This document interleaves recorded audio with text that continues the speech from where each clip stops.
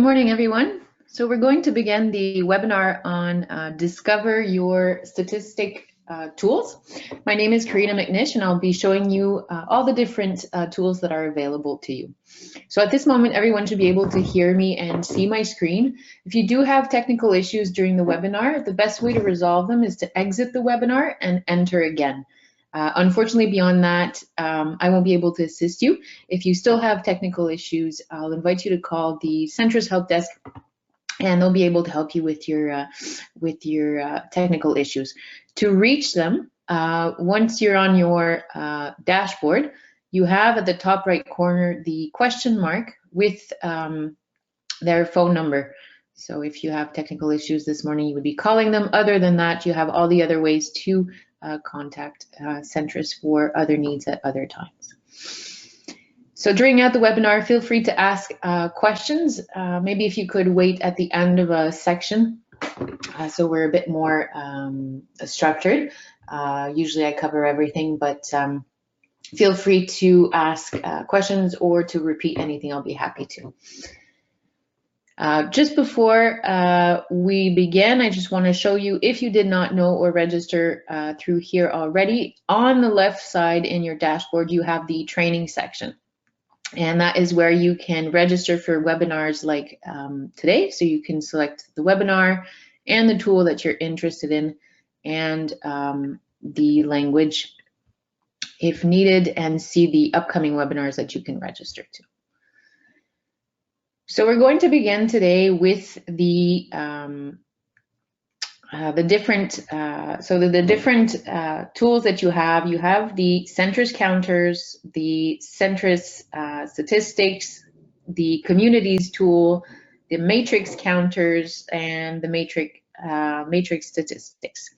Okay, so we're going to start with the Centris Counters, which will be on your dashboard. So you have your listings here on your dashboard. So it should look something like this. And you have the different addresses.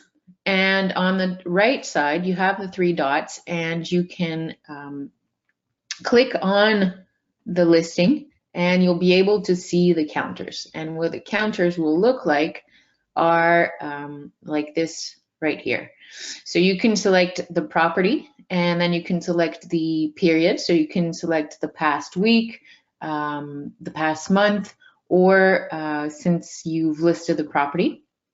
And you'll see what happens with your ad on Centris.ca. So this is on the general website that's open to public. It isn't a targeted audience. It really is your the counters of your ad on Centris.ca in general. Okay, so you'll see how many people clicked on the summary sheet, the photo album, the detailed sheet. So you can see here what this is on the Centris.ca website.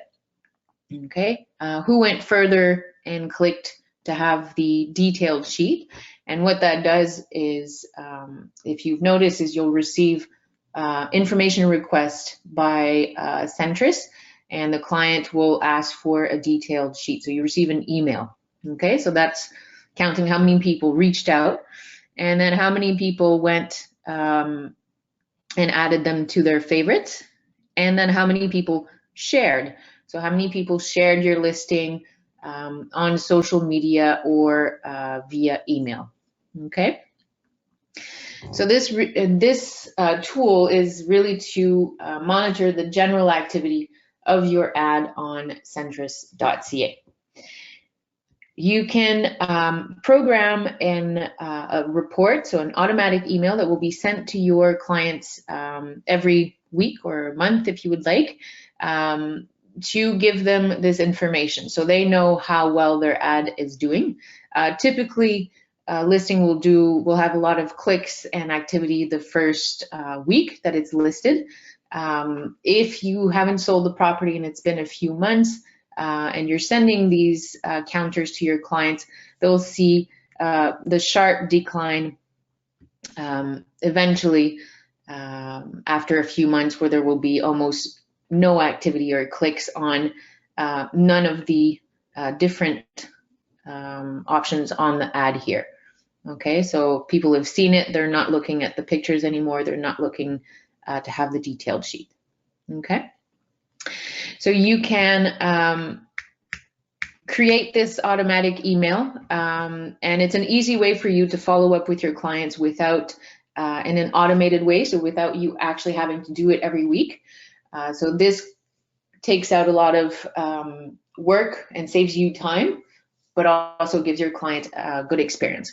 So from you to your client, you can add more than one email address, put in French or English. You can write a little memo here, customize it, and then just click apply. So now it's set for weekly on Mondays.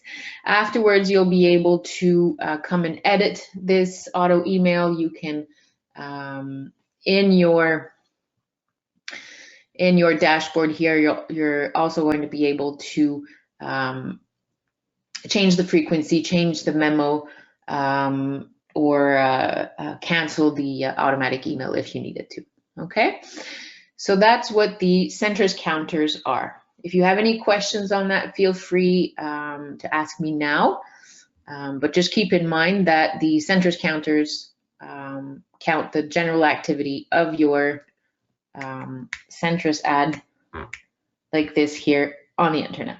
Okay, and don't be confused with the matrix counters. So the matrix counters are these here, so they're completely different.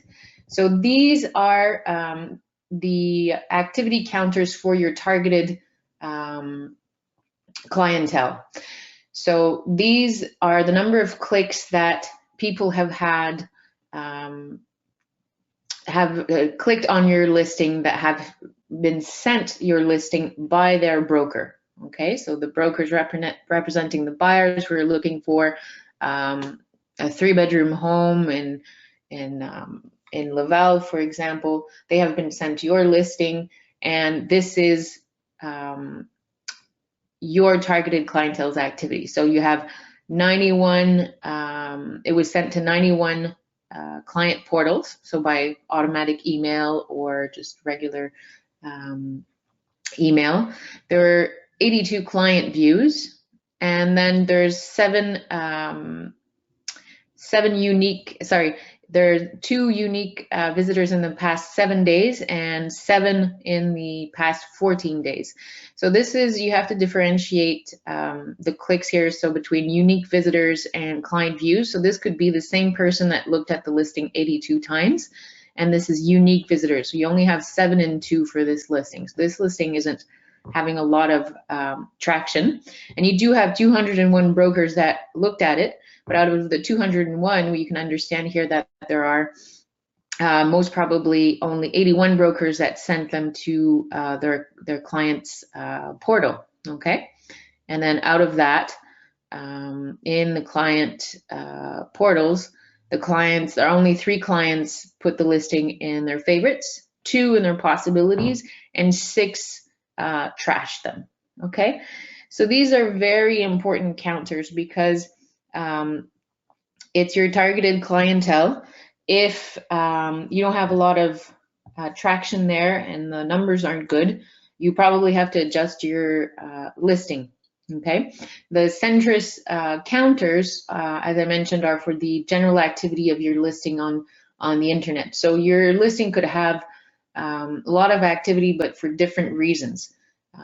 Maybe because it's a very beautiful home. It has a great kitchen. People are looking at the designs and sharing for other ideas. Whereas the matrix counters, these are buyers who are actively working with brokers and who have been sent your listing, and these are their ratings here. So 3 favorites, 2 possibilities, and 6 trash. So you might want to adjust something here. Price, pictures, something. Okay, so this section here is at the bottom of your listing. So when you're on your matrix and you're looking at your listings, if you scroll down to the bottom of your page, you'll see this little line here. Click here to show hide the counters, and when you open up the menu, this is where you get to see this information. Okay, you can see it if you go through, as I said, my listings, and then you can go to my counters. And also when you have, when you're looking at all of your listings listed in, so in a list, you'll have also the option to view the client portals, client views, and broker views, and you can generate a small little graph like this, okay, which will depict the activity throughout. Here we have about a few weeks, a month, okay? So completely different than the Centris counters. So I hope that's clear for everyone. If you have any questions, don't hesitate to ask or make me repeat. So someone is asking me, my counters is only usable when you have a listing. Yep, so the matrix counters and the Centris counters are for your listings only, okay? So you're measuring your listings performance on the, my pleasure. So on the general Centris website on the internet, and then when you're in matrix, you're monitoring your listings performance with the targeted clientele, okay? So moving along, in the dashboard here, you have your favorites on the left, and you might want to add Centris Statistics if it isn't already there. Otherwise, you can go into Tools and scroll down to Centris Statistics and access the tool. So what Centris Statistics is the complete report on all the transactions that have happened through Matrix or Centris, okay? And you can select here, so by municipality, borough, and type of property, that's the default format for the report. And then you could select different time frames here. So we can do July monthly and display. And you have a very big report here that you can use to extrapolate, all sorts of, information and data, but also keep in mind that this information is what is used to create statistics or graphs in the matrix tool, which we'll be seeing in a bit. Okay, so these are, so what I'll do here is I'll go to Montreal, where I have a lot of information. I have a lot of transactions. So if you look here at this area, so we have Montérégie, Longueuil, and we have the different columns for the number of listings for different categories of properties. So single family homes, and below that you have the bungalow, the 2-story, and condo, apartment house, income property, so duplex, triplex, quadruplex, and other, farm, land, lot, commercial, and bulk block sale. Okay, so here we have no transactions, but if you're looking at the single family homes, you'll see the number of new listings, actives. So you have here the whole column for listings, the sales, so the number of sales and the volume, and the sale price, so the average, the median, and versus the listing price. So this will be here at 100, so sale price is at 113% of the listing price. So that's for single family home. If you're going down to condo, so this means it's going over asking price. This is 98%. So it's selling at 98% below the listing price. Okay, so that gives you the margin of negotiation. So are we selling under or over asking price, and if under, by how much? Okay, and this is versus the assessment here, municipal assessment. So I see I have a question here. I'll have a quick look. So for statistics.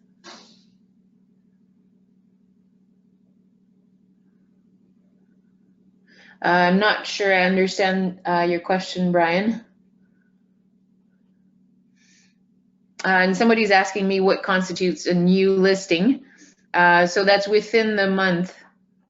You had 9 new listings here. So we're looking at in July 2023, we're comparing with July 2022.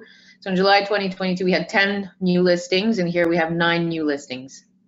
Okay, Brian, that was your same question. Yeah, so it's a property that's been listed within that month. So we're comparing 2 different years here. All right, so I have another question here. So someone's asking me how to read it. For example, 4 sales, total of, yeah, so volumes is 1,337,000. So that means it's 1,337,000 divided by 4. Okay, so this is just the total volumes. So that's maybe less pertinent to our work as brokers. The volumes of sales, you might want to look, preferably you'll be focusing on the sale price here. So you'll have 4 sales, median sale price is 351. They're selling at 113%, so 13% over asking price. 120% versus the municipal assessment, so 20% over. And as we're going down here, condos, they're being negotiated under asking price, and income properties under asking price, but they're also way over municipal assessment. So this can give you an idea that the municipal assessments here are probably pretty low. Okay. So I hope that answers your question. And then you're comparing here with July 2022. So number of listings, number of sales, the delay. So you can see here the delay in July 2022 for this borough was 39 days. This year it's 19 days. So we're selling a lot faster.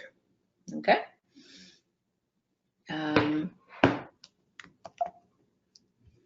Maybe I'll go.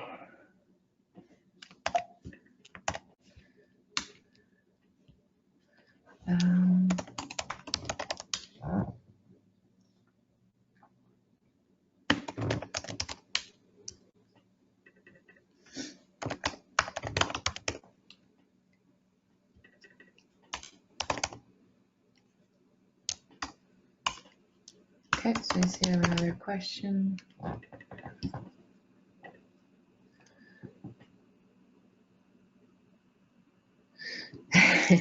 So somebody's asking, is it possible to get this giant PDF in CSV form or XLS format? I believe not. You can download the guide here on how to use it, but really it's meant to be opened as a PDF. I don't think it would be possible. I've never seen it done, but what you can do is use the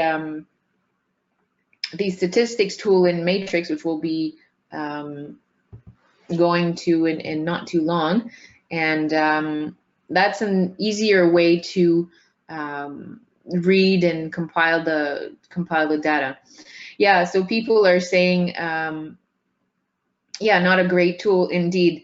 But this is why we use a statistics tool, is because this is very difficult to read. If you're showing this to a client, it's hard to keep their attention. it is very, it is a lot of information in one place and not very dynamic, but these are transactions. So these are facts, these are the actual numbers, these are real transactions, these aren't, you know, this is actually what we're basing all our statistics on. Okay, so you can go here and you could highlight what's important, sit down with your client and say, look, for a condo, the median sale price, and you always want to use the median, not the average, is 477,000. We're going to be negotiating most probably 2% under asking price. This is what's happening right now. Okay, so you could highlight that and bring this to them, or you can generate a really cool graph in Matrix Statistics with colors and columns and lines and illustrate all of this information here in a graph.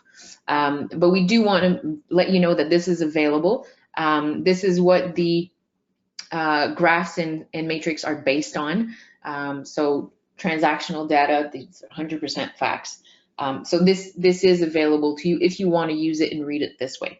But understandably, this is not the majority. The majority of people don't use the information this way. Okay. So I'll get to the Matrix Statistics in not too long. So I'm just going through the question here. So can we use the number of listings versus the number of sales to calculate whether the market is balanced, i.e. 8 sellers to every buyer is a balanced market? Yeah, for sure, for sure. So you can calculate a rate of change with the information here. As I said, this is 100% factual. So go ahead and interpret them and use them the way that's useful to you. All right. So if someone's asking me how to access the guide, so I'll show it again. It's simply the Centris Statistics. Okay. So you can go into Tools, and it should be in the same area for everyone. So on the right here, access this tool, and you can do July monthly, or you can do July year to date. I'll do a different one here. And since it's a very big report, so as you notice, I'm doing a Control F and I'm searching here for the borrow. You could put the sidebar here if you want, but when you're searching for something, it's pretty long for it to upload. Okay, so just be a little bit patient. Okay, so this is where you access the guide, and this way here, we're looking at January to July 2023 compared to January to July 2022. Okay, so you can also calculate your rate of change here and any other information you would like to extract from this data here. Okay.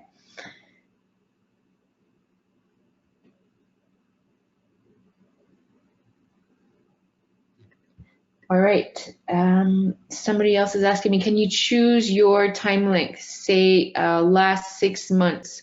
So here, these are all the different periods that are available. So you can do year to date and monthly, and for the different years. Arthur will be able to do that in Matrix in the statistic tool. Okay. We'll see how it's actually pretty neat. So I'll move along with move over to the statistics tool right now because you're having a lot of questions about this data here that I can answer with the statistics, the graphs and Matrix. And okay, another question. Somebody asked me, where do you calculate the rate of change? So I'll show this to you. All right. So know that this is available to you. So the data is there. And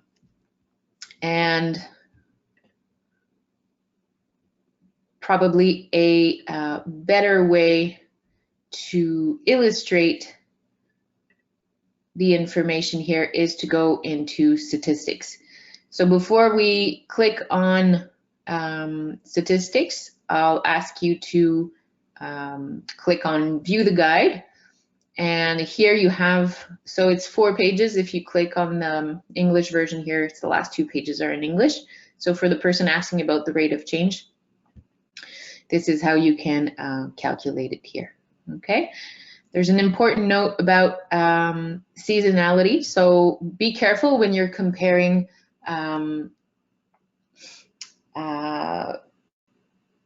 results to always compare a given period with the same period of the previous year. So we were looking, the first guide we illustrated, we had July 2023 to July 2022. So that would be the proper way to do it.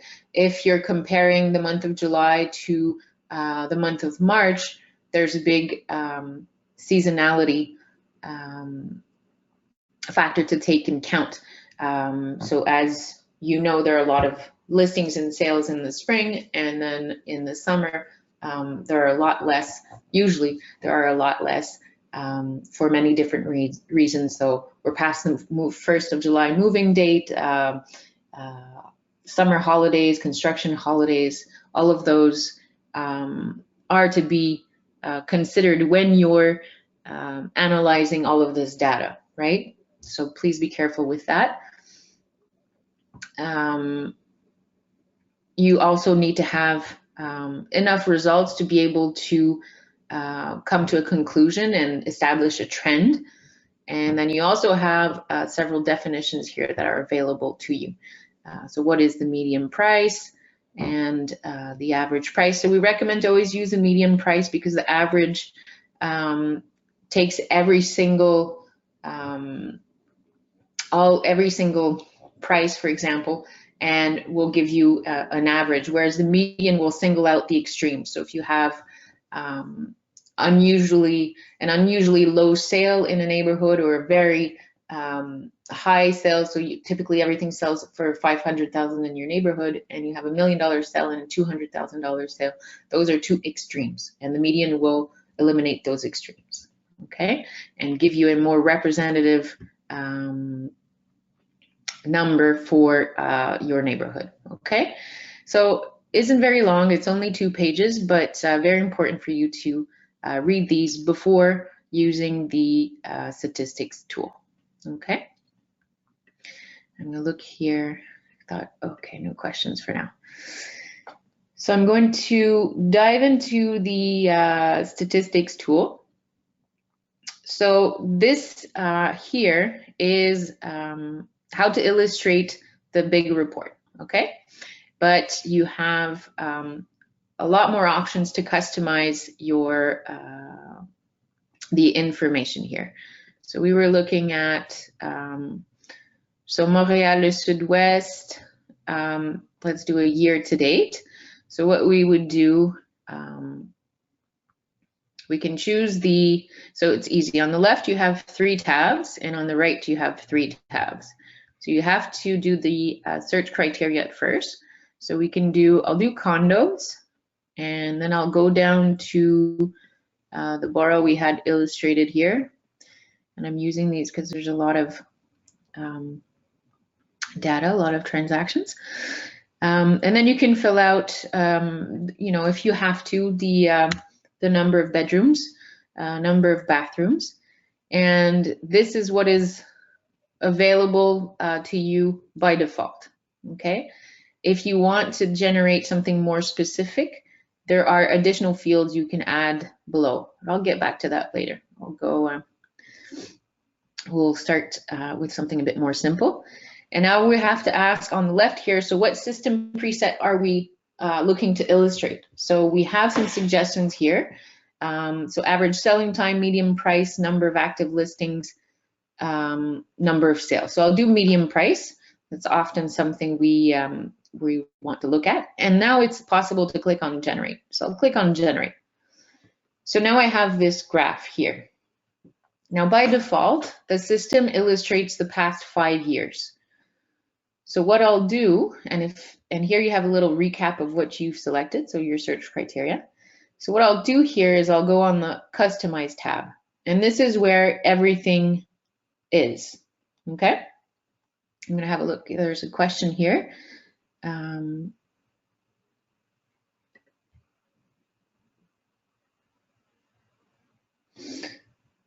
Right. Okay, Bonnie, I'll continue with this example here, and we'll be able to see what you're requesting here in a few minutes.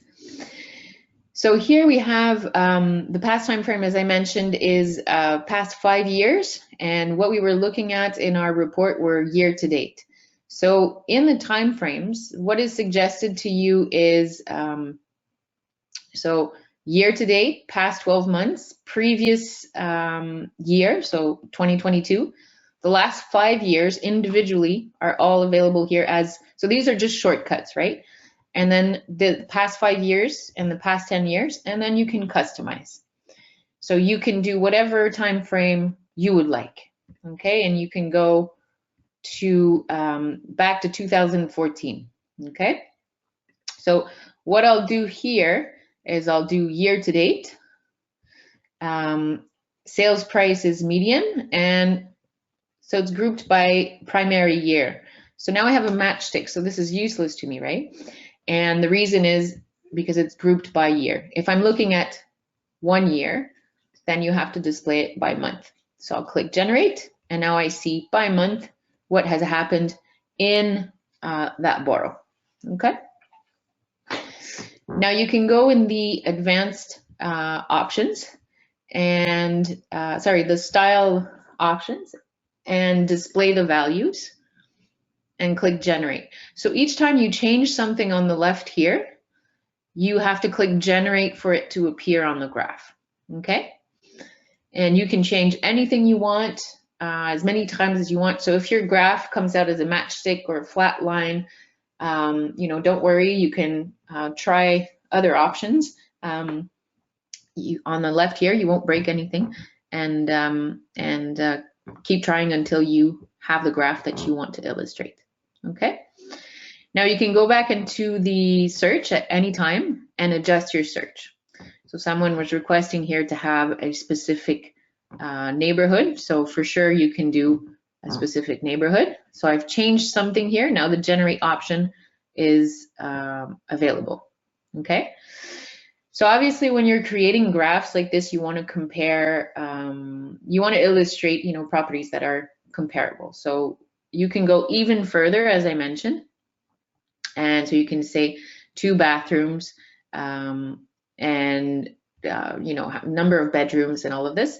So these are, you can put the ask price, the rented price, you can put, any other information that you would like. But by default, it's a very, it's a pretty restricted options that you have here. If you need to add additional fields, so you want to compare if they have parking lots.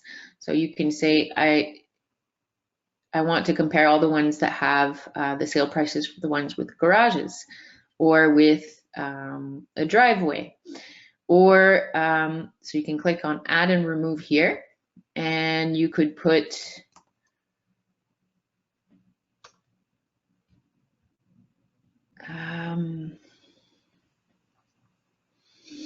you could add, so here, a parking with the cadaster, you could add that if you would like.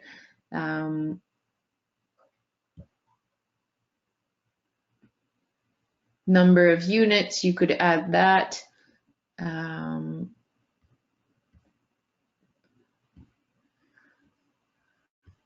I'm looking for one here.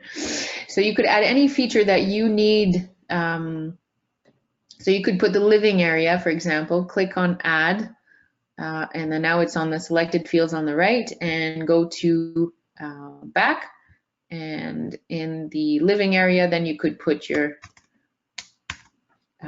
square footage. And now you're only going to be comparing people who have, so I won't put driveway, I'll put garage with 2 bedrooms and that have 900 square feet or more. So the graph is going to be very different if I'm comparing with all of these here. But then if you're too strict, you'll get the notification here that you only have, you have a fewer results, fewer listings, and that might not be enough to, you know, extrapolate and come to a conclusion or a trend here. Okay, so you have to be careful with that. You don't want to be too strict in your with your graphs, with your search criteria, so that A, you have enough results and that you can properly interpret them.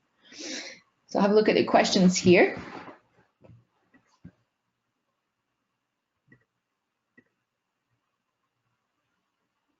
So someone is asking me if the data can be exported into Excel. You cannot, unfortunately, know that. I know for a fact. The idea here, so what you can do, and I'll get back to the other questions.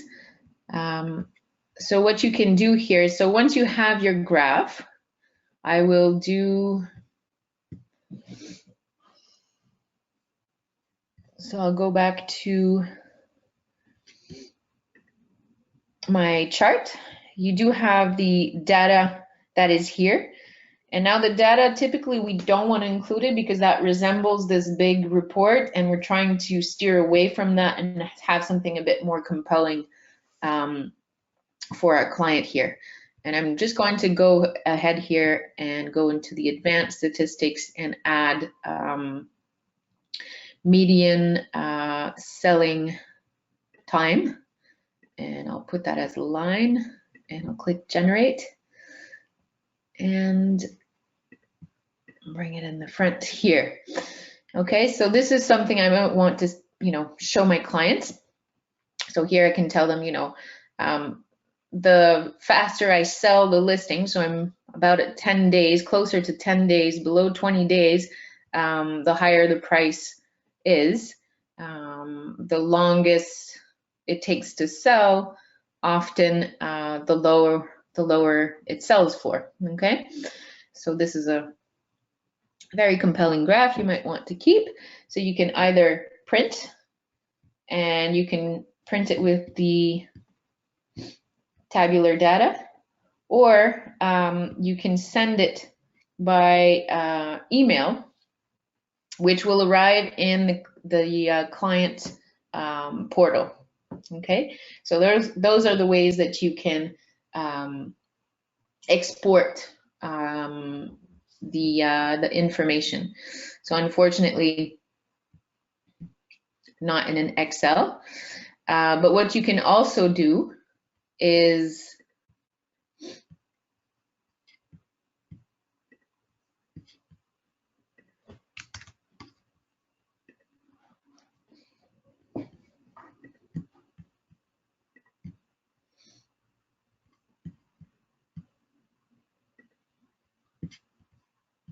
I'll switch it up here. There seems to be, okay, so I have another graph here. So I just changed borough and somebody wanted the specific borough. So I'll do Golden Square Mile. There you are. Okay, no listings.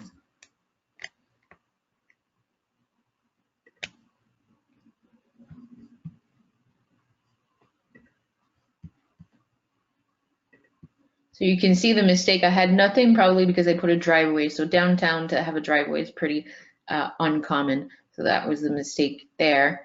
Now I put garage instead of driveway, and I actually have a graph. So I have the graph here. What I can also do, so I can go to print, and when I want to print, I can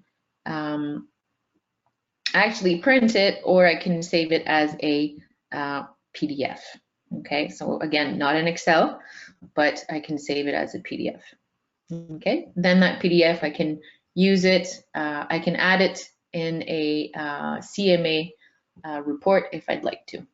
Okay, the other option you have is to save it on your screen. So I can say golden square mile.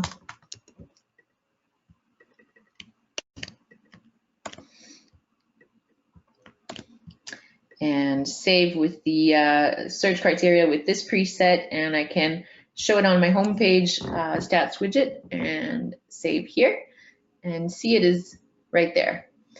And what I also did is I ticked the box to add it in my on my homepage.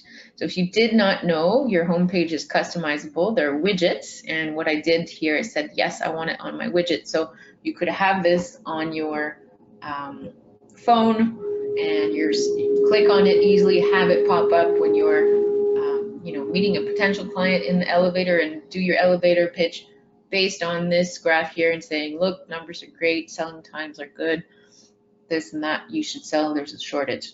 Okay, so this is a way to keep it on hand. And the way that it's set up here,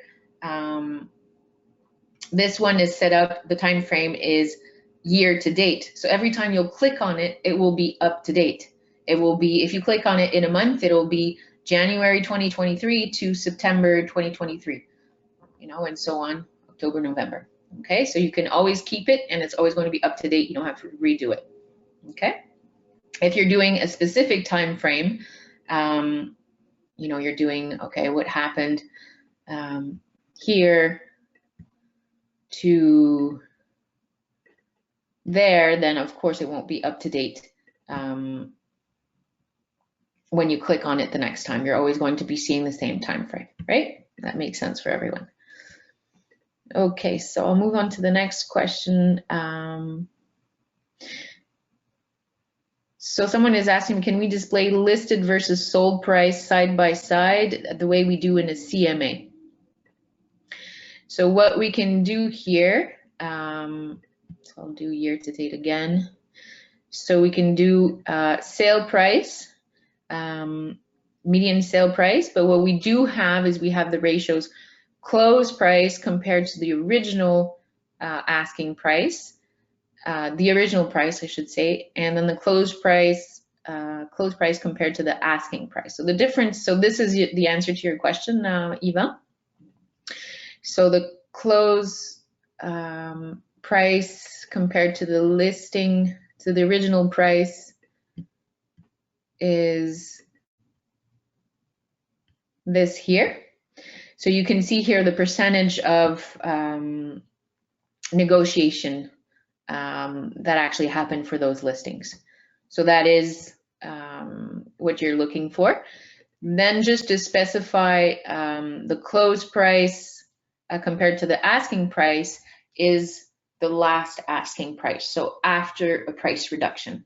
So let's say you were at 524,900, it's not selling, you're not getting offers, you bring the price down to 499, then this would be your sale price compared to your 499 price. This is compared to your 524,900 price. What I'll do is I'll put the two here in the same graph.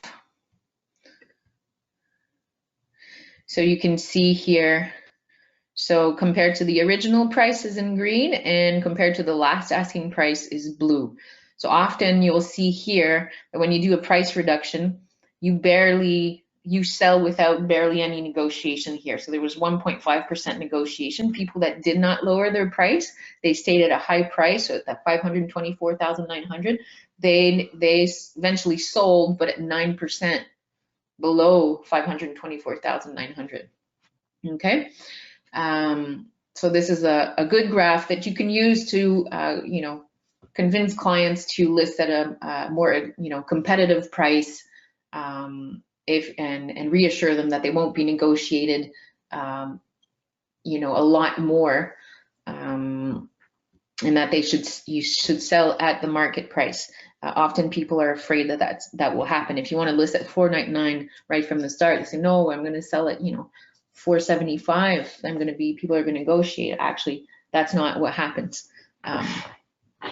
If you get a good price, you don't get negotiated down a lot before you make a sale. All right, so that was that question. So somebody's asked me, can you save your searches? So I think I responded to that before I read your question here. So of course, you can go here and save. I can say Golden Square. So I can do ratios. So ratios sold versus asking. So you can give it a different title here. Okay, my pleasure. So somebody's asking me, can this chart show how many listings sold? Yeah, for sure. So in all the different presets that you can illustrate are these here. So you have active listings by volume, the number of active listings, the asking price, so average or median. So again, prefer the median. The two ratios we just looked at here, number of expired listings, number of new listings, and median sale price, and number of sales. So this is the answer to your question, Bonnie. So we do number of sales, and we could do number of new listings.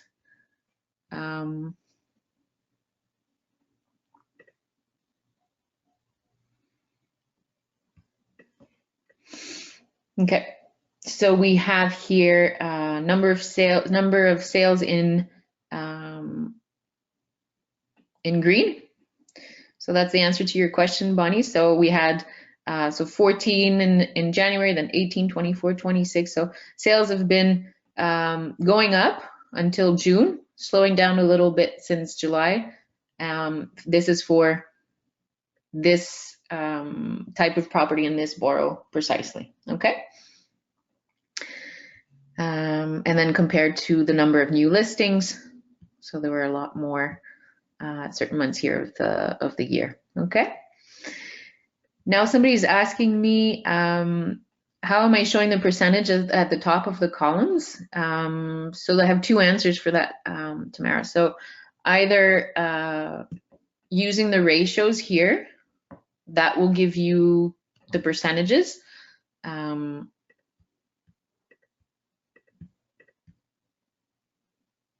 you go. Second answer to your question is in the style options, you display values. If I don't display values, I'll just see the columns, and then I sort of have to read, the graph, with the lines and sort of approximately come to a conclusion. If you display the values, you then have a very specific graph, and it's very easy to read. So either percentages or numbers. I'm not sure what the question was, but I think, yeah, okay, great, I answered. Yeah, so in the style options, display values. Okay, so somebody else is asking me, right, so Brian is asking me a question that I get a lot. So is there a metric of sale price versus municipal evaluation in matrix statistics? There is not, and it wouldn't be useful. So municipal assessment, unfortunately, clients do look at that, but it has nothing to do with market value. It's for tax purposes only. And even if you dig into how the cities determine your municipal assessment, it really has nothing to do with it. They actually base themselves on the market value, but with a pretty big delay. So municipal assessment really has nothing to do and with market value. So that's one answer. But the official answer to your question is no. There is no. There's no metric for that. It really is what is here, okay? So I'm hoping that's pretty clear for everyone. So you have a lot of options here, and you can dig into to all the different options here. In the advanced and in the style options that you need to open here. So go ahead and try things. That's the best way to learn. Now, what I do want to show you, the last thing is the communities tool. Okay, so a little extra that that we can offer clients. It could be more often for buyers that are arriving to a neighborhood that they don't know much about, arriving to the country, the city. It could be a good way to give them the information. So there are two ways to access the tool. So from your dashboard, again, you can go into tools. You can have the communities in your favorites. So if you go on to tools, you can scroll down to communities and access the tool. And what will happen here is you'll open up the tool here, and notice I'm not logged in. So this is actually available publicly to everyone, to the public, right? So they can come here and you can, if they reach out to you, you can tell them, well, you want to move to Montreal, maybe have a look at neighborhoods that that might interest you, and then see if that's what suits you. So you can select the municipality here and see the so population by age, household income, household size, family types, and maybe something that'd be interesting for someone who's, in my example here, who's arriving, is the spoken languages. So if it's majority of French and your client doesn't speak French at all, might not be the ideal neighborhood, or maybe it is if they want, full immersion. But this is the information that's available to you and to them. So for you to share this information, you can either share the link, you can do screenshots and send them by email, print if you're printing. And this is based off the Statistics Canada census. Okay, so you can select any area here and see the different information. You have the real estate statistics. And then the other way to access this information is from a listing. So here I'm a listing in Montréal Nord in Montreal.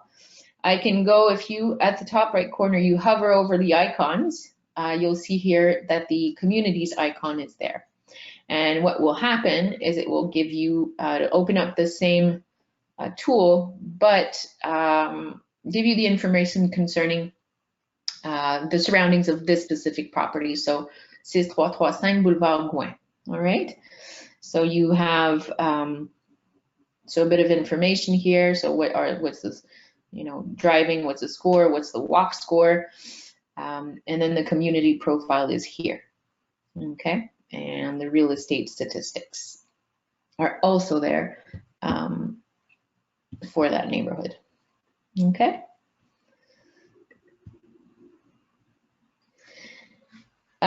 So this here, as I mentioned, is is based on the 2016 census. Okay, so it hasn't been updated since the last census, which I believe was in 2020. Okay, you do have the real estate statistics so that are up to date. So that is second quarter 2023, last 4 quarters that are listed there. Okay, so that covers everything I had to show you today. So what we looked at, just to sum it up, is we looked at the Centris counters. So Centris counters the general activity of your Centris ad on the internet, which you can share to your client in an automatic email. Then we had a look at the matrix counters, which are the specific counters for your targeted clientele. So clients who are actively looking for what you're selling, a 3-bedroom home, Montreal, neighborhood of X. And so, so very important information. We had a look at the Centris Statistics. So this big report here that is used to generate what we saw afterwards, the statistics, okay? And then we had a pretty good look at the statistics tool here, which you can look into even more, and the communities that we just saw. So if you have any questions or anything you'd like me to repeat, I'd be happy to. I'll stay on for about a minute or so. Otherwise, thank you for attending the webinar today. You do have, as I mentioned at the beginning of the webinar, the contact information to reach Centris here if you have any other questions, or if you like private consultations or any other need. And keep an eye on the training section to see all the different webinars that are coming up and that you can register and attend.